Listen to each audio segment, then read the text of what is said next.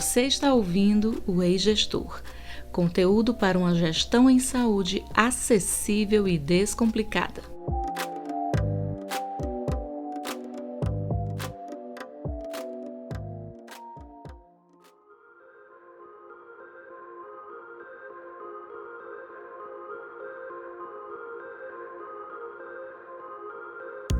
Ei gestor, tudo bem com você? Eu sou Cláudia Araripe e esse é o podcast que vai descomplicar o assunto gestão em saúde. Olá, eu sou Adman Câmara e toda semana iremos conversar sobre temas relevantes em saúde, liderança e dilemas do gestor.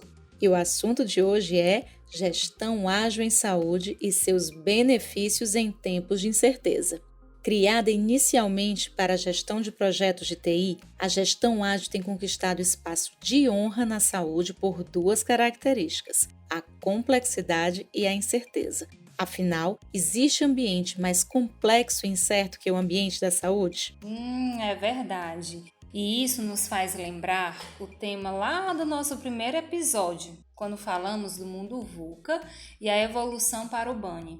E se a gente considerar os tempos de pandemia, e os desafios pós-pandemia, essas duas características, a incerteza e a complexidade, ganham ainda mais força. Exatamente, Adman.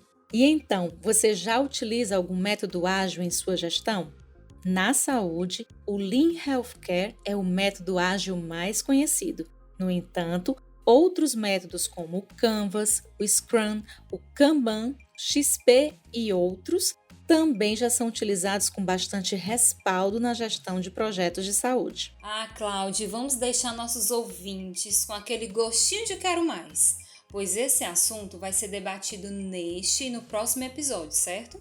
E ainda haverá, gente, o nosso episódio especial que vai ser a cereja do bolo.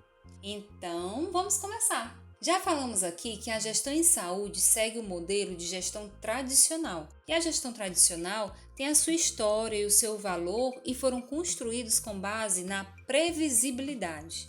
É isso aí. O modelo clássico, ele funciona, tá?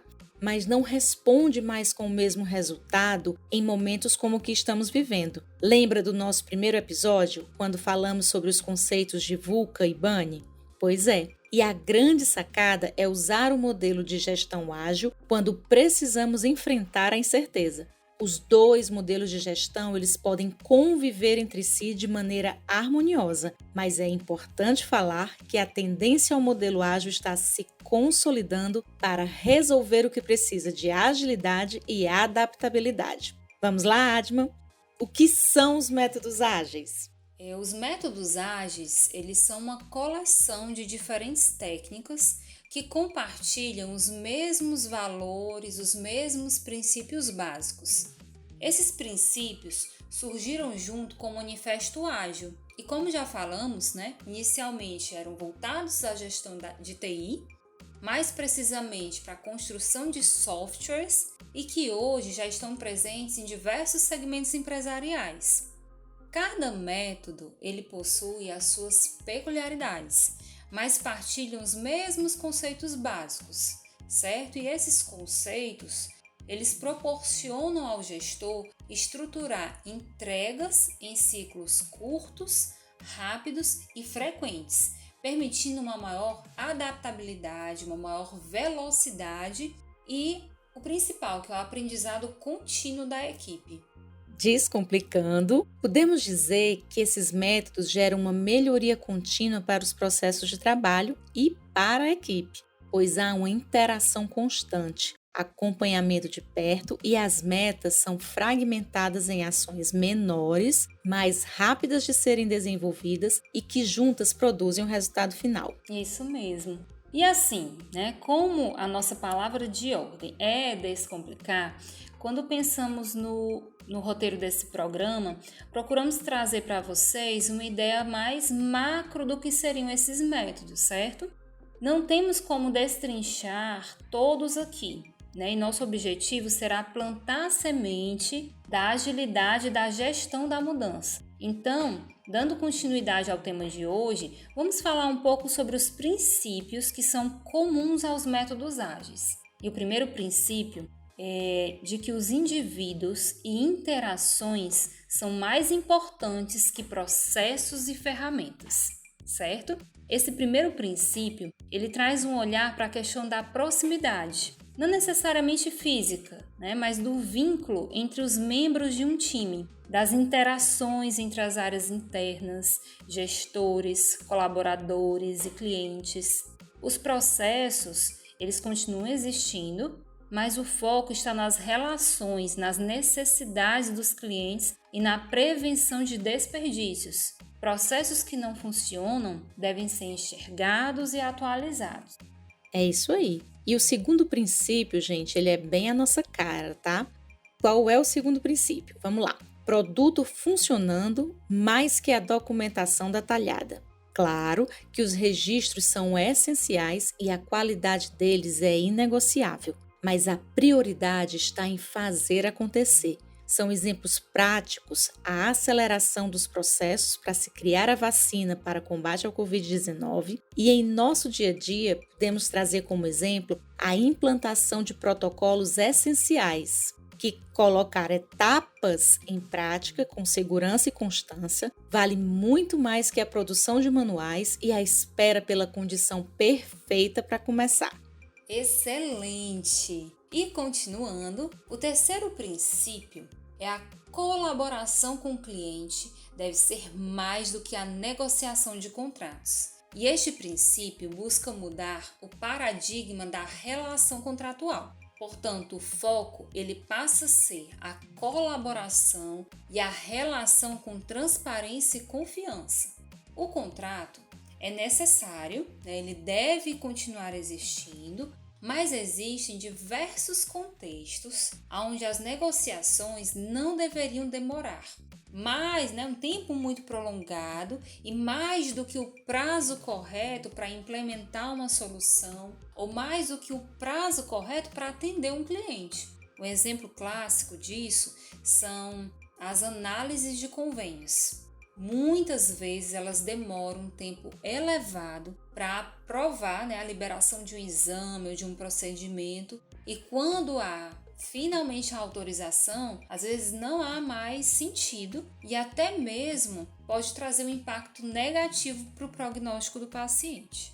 É isso aí, Adma. Palavra de ordem deve ser sempre segurança.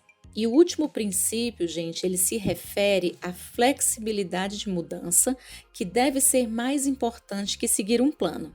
E antes de qualquer coisa, é importante esclarecer que o planejamento ele continua necessário. O que as metodologias ágeis trazem é a visão de um planejamento mais flexível em relação às estratégias de execução.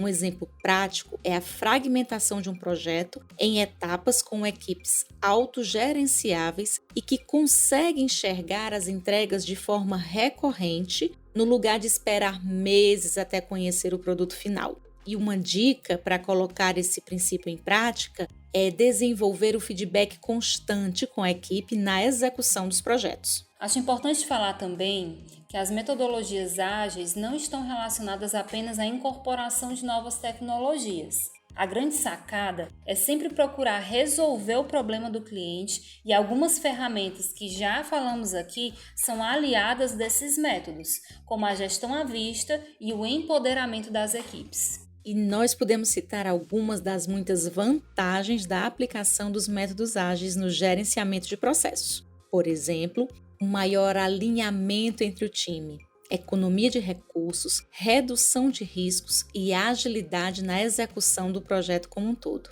E, gente, assim, tá? Existem diversas metodologias ágeis que podem ser aplicadas a projetos. E como você já deve estar acompanhando o nosso Instagram, estamos trazendo a Semana Ágil, onde todos os dias traremos uma metodologia ágil diferente e sua aplicação na gestão em saúde. Fica ligado e nos acompanha. E só lembrando que no próximo episódio estaremos descomplicando o Lean Healthcare, uma das principais metodologias ágeis usada nas instituições de saúde.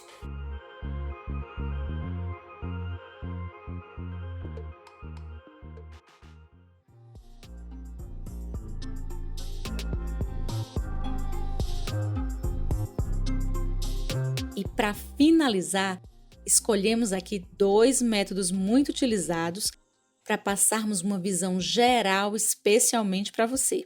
O primeiro deles é o Scrum. O Scrum, gente, é um dos métodos mais utilizados em projetos. E ele é melhor utilizado quando a execução do projeto coexiste com um certo grau de incerteza. Valioso, né? E de uma maneira simplificada, podemos dizer que o Scrum se baseia em 3 pilares básicos. E o primeiro deles é a transparência. Todos os participantes do projeto têm conhecimento dos objetivos, requisitos e entregas. O segundo pilar é a inspeção. O tempo todo o projeto é inspecionado, seja nas reuniões diárias ou no Sprint Review. E o terceiro pilar é a adaptação, que no Scrum é vista de 2 formas, seja no próprio produto gerado ou mesmo na adaptação do próprio processo, algo que deve seguir os preceitos básicos, mas que funcione melhor quando adaptado à sua realidade. E uma coisa importante no Scrum, gente, é que embora existam 3 papéis determinados, fundamentais, as equipes elas são autogerenciáveis. É o time quem escolhe a melhor forma de trabalhar e de entregar os resultados. Uma curiosidade sobre o método é que o termo Scrum é derivado de uma jogada de rugby. Lembra aquele jogo? Pois é, onde no máximo 8 jogadores se unem com o objetivo de remover obstáculos à frente e deslocar-se com a bola até a outra extremidade do campo. As equipes trabalham como unidades integradas e estreitas, com cada membro desempenhando um papel bem definido e toda a equipe focada em um único objetivo. Legal, né? Uma outra coisa importante, gente, para falar sobre o método é a sua dinâmica. A dinâmica do Scrum começa com uma visão geral do produto. Depois, existe o desmembramento dessa divisão, separadas por nível de prioridade. O projeto é planejado em sprints. E o que são esses sprints? São períodos de tempo em que os produtos serão entregues. O ideal é que todos os sprints tenham uma duração fixa, normalmente entre 2 e 4 semanas. E antes de começar, é realizada a reunião de planejamento, que gera uma espécie de quadro, algo que separa as entregas. E essas, acompanhadas por meio de fases, com uma nomenclatura específica para o Scrum, que não nos interessa aqui agora no momento, E uma das ferramentas utilizadas nessas fases é a prática da reunião diária. São reuniões rápidas, de no máximo 15 minutos, e que utilizam uma tática super importante, que é a realização de 3 perguntas básicas. Vamos lá? O que eu fiz ontem? O que eu vou fazer hoje? E existe algum impedimento? Gente, essas perguntas, elas são relacionadas tanto à pessoa quanto à equipe como um todo e são utilizadas para enxergar o andamento do projeto e resolver qualquer impedimento em tempo oportuno, buscando promover uma ajuda mútua entre o time. E por fim, podemos dizer que o Scrum utiliza esses ciclos de sprint até a entrega do produto final. E para isso, o Scrum usa diversas técnicas, gente? E uma delas é o Kanban Board. Excelente! E dando continuidade, falando agora sobre o Kanban é um método ágil e é um método que foi criado pela Toyota na década de 1940, voltado para a gestão do trabalho, no qual um conjunto de cartões é colocado em circulação em um sistema que equilibra demanda e capacidade de entrega. Então é uma gestão à vista, baseada em cartões visuais que proporcionam acompanhar o fluxo de andamento das atividades e as suas entregas. O Kanban não faz parte do Scrum, mas o Scrum pode se beneficiar muito com um quadro de Kanban para promover uma gestão à vista. A ideia é que se possa visualizar o que está sendo feito, então ele pode ser feito utilizando softwares como o Trello, ou ainda quadro ou uma parede, onde deve ficar claro o que deve ser feito o que está sendo feito e o que já foi concluído. A ideia é tornar o acompanhamento das atividades transparente, facilitar a comunicação entre o time. Pode ser feito também, uma outra ideia, é utilizando post-its, cartões, sempre de uma maneira que a gestão do quadro seja visual. Normalmente, a cada post-it ou a cada cartão é redigida uma ação específica. Então, esses cartões, eles fluem entre as colunas do quadro à medida que avançam em execução. Resumindo, os cartões nascem da coluna que simboliza o ponto de compromisso e o vai até o ponto de entrega, quando a tarefa é finalizada. Então, quanto mais simples a visualização, melhor o resultado. E em saúde, essa sinalização é utilizada desde a gestão de projetos, até mesmo no gerenciamento das ações cotidianas, como, por exemplo, a liberação e transporte de pacientes da sala de recuperação pós-anestésica até o leito de internação. Uma linguagem simples, entre a equipe médica, enfermagem, auxiliares de transporte. O ganho de tempo é considerado e a comunicação entre as equipes ocorre de maneira mais fluida e resolutiva. E então, gente, você aí que está nos ouvindo, acha que esses métodos são aplicáveis à gestão em saúde? Para finalizar o nosso assunto do dia, vou te falar alguns exemplos que vão te deixar com a vontade de aprofundar o conhecimento nesse modelo de gestão. Atualmente, os métodos ágeis são utilizados na saúde para gestão de leitos, para resolver a superlotação nas emergências, para trabalhar a gestão da experiência do paciente. São utilizados também em projetos que buscam uma gestão mais enxuta, por exemplo, como aliada à prevenção do desperdício em várias áreas da instituição. Dentre essas áreas, uma que vem gerando resultados é a área do diagnóstico laboratorial e de imagem. Isso, e na próxima semana, nosso episódio dará continuidade a esse assunto tão atual e o nosso foco será o Lean Healthcare e sua utilização nas empresas da saúde. Então, pessoal, fica ligado. E esse foi o assunto do dia. Para você, gestor, que está acompanhando o nosso programa, continua ligado que daqui a pouco começa a prova do líder e logo após tem os dilemas da gestão, 2 quadros super bacanas feitos especialmente para você. É só o tempo do comercial. A gente volta já.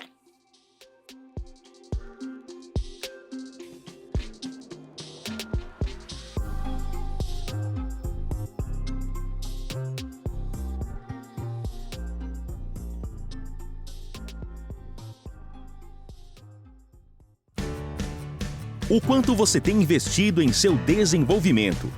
Desenvolver as competências certas é fundamental. A Unifametro ampliou seu portfólio de cursos de curta duração e MBAs com conteúdo especialmente formulado para líderes da saúde. Se você quer esse líder, entre em contato. Acesse unifametro.edu.br ou visite o nosso perfil no Instagram, @eugestordasaúde. Inscrições abertas para o MBA em Gestão em Saúde e MBA em Gestão da Qualidade e Segurança do Paciente. Esse lugar é seu. Aproveite! Você sabia que aprendemos 70% mais quando debatemos sobre um assunto? Que esse percentual cai drasticamente para 20% quando o conteúdo é apenas transmitido diretamente a nós? Aprender e colocar em prática tem que fazer sentido. Convidamos você a conhecer nossos jogos colaborativos e ferramentas de auto-coach para trabalhar liderança, comunicação e segurança do paciente. Quer saber mais? Segue nossas redes sociais, @eugestordasaúde e fica por dentro de estratégias criativas, inteligentes e eficazes para desenvolver você e sua equipe.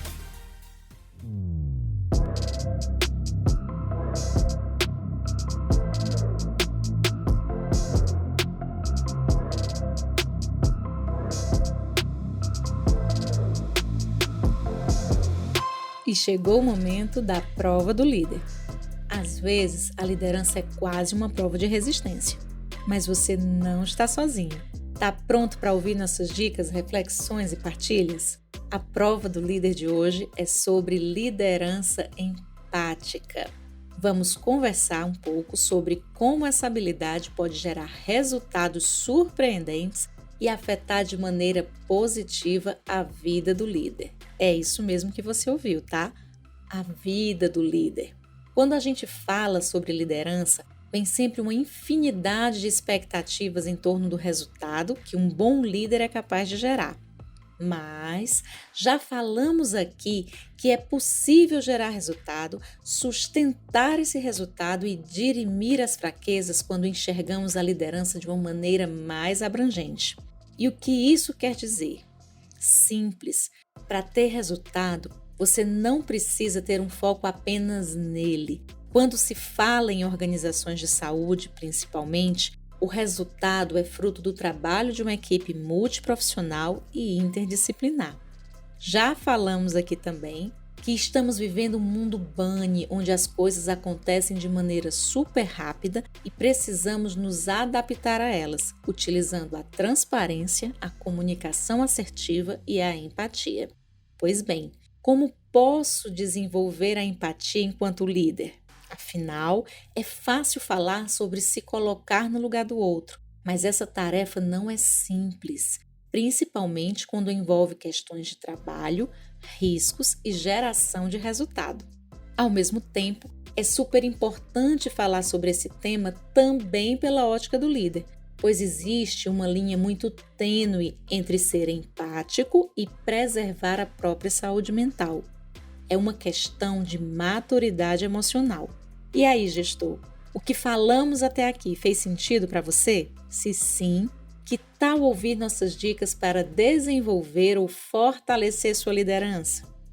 E a primeira dica é a capacidade de escuta ativa. Se colocar no lugar do outro não consiste apenas em compreender o que se passa, e sim ser capaz de perceber como essa situação afeta o indivíduo e o meio em que ele está inserido. Para isso, é muito importante valorizar a escuta ativa, sem celulares ou interrupções, sem divagar no pensamento e com a atenção concentrada que o outro expressa. Nossa segunda dica, seja cordial. Até para dizer um não, gente, é preciso ter cordialidade. A simples expressão de respeito ao ouvir e manifestar cordialidade já era uma habilidade de um líder empático, pois demonstra ao outro que a sua demanda tem importância. A terceira dica é o entusiasmo. Não se trata de promover um evento, de formar um grito de guerra ou algo assim. Quando relacionamos o entusiasmo à empatia, significa colocar energia no que realiza e, por consequência, acaba por envolver o time e o estimula de maneira natural com o exemplo. Nossa quarta dica é a serenidade. Liderar de maneira empática é algo desafiador quando não temos o controle sobre nossas emoções. Manter a calma e a serenidade em momentos de estresse, conflitos ou qualquer outra situação difícil é uma habilidade importante e pode ser desenvolvida através da prática de perguntar. Pergunte. Pergunte de maneira calma e com sabedoria. Procure compreender a visão do outro lado com dados e fatos. Mantenha o seu tom de voz sob controle, sem contudo deixar a posição de liderança. Nossa quinta e última dica é a capacidade de estabelecer limites. Mesmo quando falamos em relações mais horizontais de liderança, holocracia ou qualquer outra visão humanística da liderança, esse pensamento não tira do líder a responsabilidade de guiar seu time. Compartilhar a visão, delegar, tudo isso é importante. Mas desenvolver a habilidade de liderança empática também exige do líder a capacidade de estabelecer limites, quando se fizer necessário, tá? Uma forma de fazer isso é desenvolvendo a assertividade. E então, nossas dicas fizeram sentido para você? Desenvolver uma liderança empática não só facilita o desenvolvimento do trabalho e a geração de resultados, como é incrivelmente forte, tá? Para manter a coesão de um time. E o que fica? A palavra de ordem é a assertividade. Ouça com atenção, pergunte com sabedoria, dê importância à compreensão do outro e saiba manter os limites quando necessário. Assim, você promove uma relação mais harmoniosa entre sua equipe, sem comprometer a sua saúde e a sua individualidade. Espero que essas dicas possam contribuir um pouquinho que seja com a sua carreira, seus resultados e principalmente com a sua vida. Toda semana estaremos trazendo desafios diferentes para a liderança e dicas super especiais para lidar com eles. Fica ligado, tá? Favorita a gente e nos acompanha pelas redes sociais. Compartilha esse episódio, ajuda a gente a alcançar nosso propósito.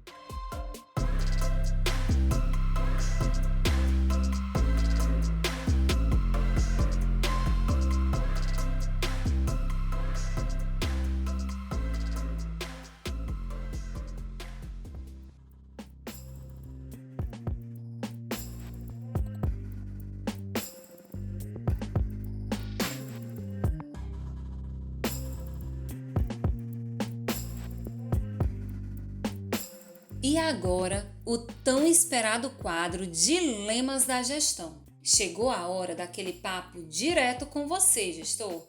E você pode participar através do nosso e-mail podcasteigestor@gmail.com, pelo Telegram @podcasteigestor ou pelo direct do nosso Instagram @eugestordasaúde. E você também pode enviar áudio e interagir conosco. No episódio de hoje, o dilema foi enviado pelo Marcos Augusto, que é farmacêutico, mora em São Paulo e enviou o seu dilema pelo nosso Telegram. Vamos ver aqui o que o Marcos falou. Olá, meu nome é Marcos Augusto, sou farmacêutico e tenho ouvido semanalmente o podcast. Quero aproveitar para parabenizar a iniciativa e a qualidade do conteúdo. Não tenho um dilema especificamente meu, mas da maioria dos hospitais do Brasil. Ouvi o episódio com o Dr. José Branco e fiquei muito feliz quando ele falou sobre a importância da farmácia clínica nos hospitais. Essa, infelizmente, ainda não é a realidade na maioria dos estados, mas achei que trazer esse dilema seria uma oportunidade de fortalecer esse pensamento que é importante para a segurança do paciente e redução de custos. Agradeço a oportunidade. Nossa, Marcos, nós que agradecemos a sua participação e trazer esse tema tão relevante para a discussão. E então, Cláudia, essa mensagem do Marcos é realmente bem forte, né? Marcos Augusto, primeiro, muito obrigada pelo feedback, pela sua audiência e pela sua iniciativa. O seu dilema é realmente muito rico. E você já sabe o quanto é importante a participação do farmacêutico clínico em todas as unidades de uma instituição. Por isso, para te ajudar, hoje trouxemos algo diferente. Trocamos as dicas pelos benefícios e vamos juntos vender essa ideia. Para começar, a principal função do profissional em farmácia clínica é trazer segurança ao paciente, evitar erros de medicação e eventos adversos relacionados aos medicamentos. E não adianta pensar que basta ter na equipe um farmacêutico hospitalar, tá? A farmácia clínica surgiu como aprimoramento da farmácia hospitalar, muito atrelada ao gerenciamento dos medicamentos e, em algumas instituições, até mesmo de outros insumos hospitalares, o que claramente sobrecarrega o profissional ou equipe e ainda o distancia do acompanhamento ao paciente. Investir na atuação clínica do farmacêutico é a mesma coisa que investir em adesão ao tratamento, diminuição das reações adversas, diminuição de problemas relacionados à interação medicamentosa, tempo de internação, morbidade, mortalidade e custos do tratamento.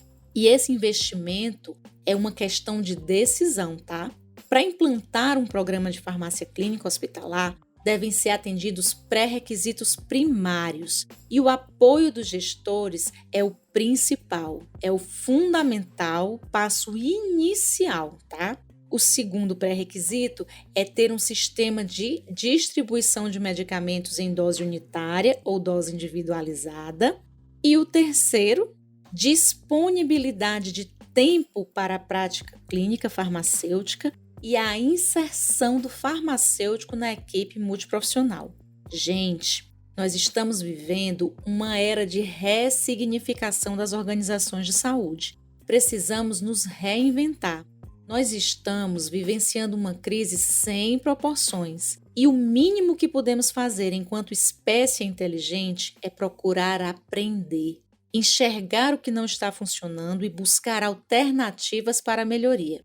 E por que eu resolvi falar sobre isso aqui no meio do quadro, né? A fala do Marcos é um presente para a gente. É uma oportunidade de falar sobre algo que é investimento, algo que agrega valor, que promove segurança e que reduz custos. Um exemplo, um grande exemplo, na verdade, prático do que eu estou falando é a atuação do farmacêutico clínico no controle do uso de antimicrobianos. Nós já sabemos que a resistência microbiana é um problema global e o enfoque clínico sobre esse problema pode trazer grandes benefícios para a avaliação do uso dos antimicrobianos, para o desenvolvimento de políticas para o gerenciamento do uso destes medicamentos, além de uma análise de custos. Olha, gente, segundo pesquisas publicadas, cerca de 25 a 50% dos pacientes hospitalizados possuem na prescrição pelo menos um antibiótico, sendo que de 22 a 65% dessas prescrições estão inadequadas. E isso é grave, gente. É grave porque não resolve o problema do paciente. É grave porque aumenta o tempo de permanência, por vezes até colocando um outro paciente em risco por falta de leito.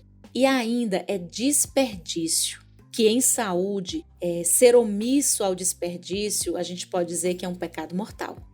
E para finalizar o nosso quadro, eu trouxe aqui um dado de uma pesquisa desenvolvida no Hospital Pequeno Príncipe, uma pesquisa premiada nacionalmente e que mostrou que a inserção do farmacêutico clínico na unidade de terapia intensiva cardíaca pediátrica reduziu em 57%, olha aí esse percentual, os custos com medicamentos para tratamento de infecções. O resultado, ele foi proveniente de um tratamento mais personalizado e do uso mais bem dosado de antibióticos. Essa prática, ela trouxe também um outro importante benefício, que foi a redução em 5 dias do tempo médio de internação. 5 dias, gente. Eu vou repetir, 5 dias. Por fim, gostaria de lembrar a atuação do farmacêutico clínico na reconciliação medicamentosa, algo que é primordial quando pensamos em segurança do paciente. Afinal, quantos de nós já chegou a um hospital fazendo uso rotineiro de um medicamento e ficou super em dúvida sobre a continuidade do uso durante e principalmente após a internação? Pois é, muitos eventos adversos são evitados com essa intervenção e o que, de fato, não tem preço. E é isso aí, gente. Mais uma vez, muito obrigada ao Marcos Augusto. Estamos juntos, quando o assunto é melhoria do sistema de saúde e segurança do paciente. Nós gostamos tanto de falar sobre esse dilema que já estamos até pensando em fazer um episódio especial sobre esse assunto. O que vocês acham? Deixa sua opinião, que teremos um grande prazer em trazer um super convidado para falar melhor sobre esse assunto. E se você gostou dessas dicas e tem um dilema a partilhar conosco, envie sua mensagem ao e-mail podcasteigestor@gmail.com, pelo Telegram @podcasteigestor ou pelo nosso perfil no Instagram @eugestordasaúde. E segue as nossas redes sociais. Estamos no Instagram Eu Gestor da Saúde, YouTube e todas as plataformas de áudio. No Instagram é Eu Gestor, viu? Lá, além do podcast, tem jogos, cursos e muito material bacana feito para você. Compartilhe esse episódio e ajuda a alcançar mais gestores. É isso aí, gente. Fiquem com Deus e até a próxima quarta. Se Deus quiser, até mais!